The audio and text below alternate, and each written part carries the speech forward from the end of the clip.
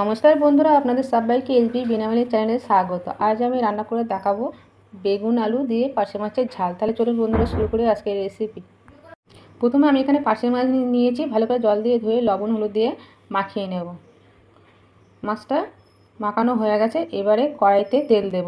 তেলটা ভালো করে গরম হলে মাছগুলো এক এক করে দিয়ে দেব।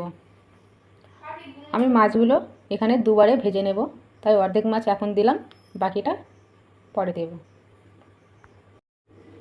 মাছটা লাল লাল করে ভাজা হয়ে গেছে, তুলে নেব। এবারে ওই তেলে আলুগুলো ভেজে নেব। আলুতে আমি লবণ হলুদ মাখিয়ে নিয়েছি, আলু ভাজা হয়ে গেছে, তুলে নেব। আবার এই তেলে বেগুনগুলো লম্বা লম্বা করে কেটে রেখেছিলাম, লবণ হলুদ মাখিয়ে বেগুন লাল লাল ভাজা হয়ে গেছে, তুলে নেব। বেগুন আলু ভেজে রান্না করলে তরকারিটা খুবই ভালো হয়। এবার ওই তেলে শুকনো লঙ্কা কালো জিরে ফোড়নে দেব।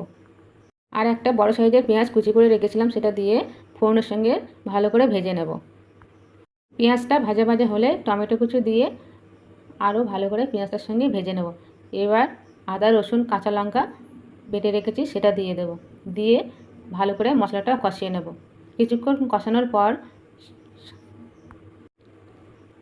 স্বাদ মতো লবণ, হলুদ গুঁড়ো, জিরে গুঁড়ো, লাল লঙ্কা গুঁড়ো, ধনে গুঁড়ো আর কাশ্মীরি লঙ্কা গুঁড়ো দিয়ে মশলাটা আবারও ভালো করে কষে নেব।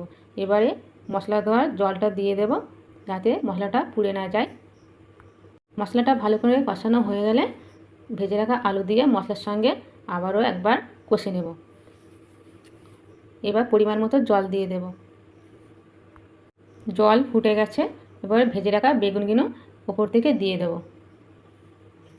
কিছুক্ষণ ফোটার পর ভেজে রাখা মাছগুলো এক এক করে দিয়ে দেব। বন্ধুরা, বেগুন আলু পার্শে মাছ দিয়ে এই রেসিপিটা খেতে ভালো লাগে, আপনারা অবশ্যই বাড়িতে বানাবেন। এবারে ঢাকা দিয়ে দেব। 5-7 মিনিট পরে ঢাকা খুলে দেখব তরকারিটা রেডি হলো কিনা।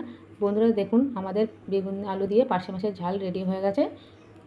ভিডিওটি যদি আপনাদের ভালো লাগে অবশ্যই লাইক ও কমেন্ট করবেন। আর যারা আমার চ্যানেলে নতুন আছেন তারা অবশ্যই সাবস্ক্রাইব করবেন। বন্ধুরা ভালো থাকবেন, সুস্থ থাকবেন, নমস্কার।